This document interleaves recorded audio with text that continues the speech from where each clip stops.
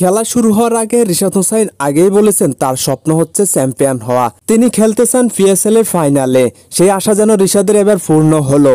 গতকালকে পিএসএল এর সেমিফাইনালে মুখোমুখি হন শাহিন শাহ আফ্রিদির লাহোর কালান্দার্স বনাম ইসলামাবাদ। সেখানে শাহিন শাহ আফ্রিদির দল লাহোর কালান্দার্স ইসলামাবাদকে 95 রানে হারিয়ে ফাইনালের মুখোমুখি হন। তবে এদিন সেরা পারফরমেন্স করেছেন রিশাদ হোসাইন আর শাহিন শাহ আফ্রিদি, যেখানে শাহিন শাহ আফ্রিদি 3 ওভার বল করে 3 উইকেট নিয়েছেন মাত্র 3 রান খরচ করে। অপরদিকে রিশাদ হোসাইন 3 ওভার বল করে দিয়েছেন 33 রান, নিয়েছেন 3 উইকেট। তবে রিশাদ হোসাইন এই পিএসএল এখন পর্যন্ত 6 ম্যাচ খেলেন। 6 ম্যাচের মধ্যে 12 উইকেট শিকার করেন তিনি। রিশাদের এমন পারফরমেন্সের উপর দলের অধিনায়ক খুবই সন্তুষ্ট। তিনি ফাইনালে রিশাদ থেকে আরো ভালো কিছু আশা করেন।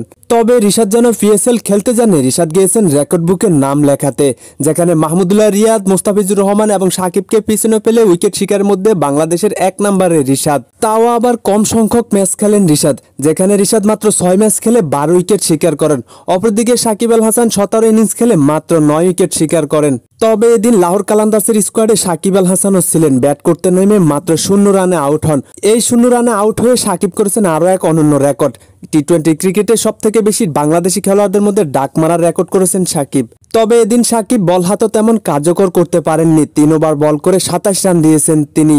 অন্যদিকে সাকিবের ব্যাটিং দেখে বোঝা যাচ্ছে সাকিবের ব্যাটিং সে আগের মতো আছে। মুখের মধ্যে হেলমেটের ফিতা দিয়ে এখনো ব্যাটিং করতে হয় তাকে। সাকিবকে দেখে বোঝা যায় সাকিব বাংলাদেশের ক্রিকেটে আর ফিরতে পারবেন না।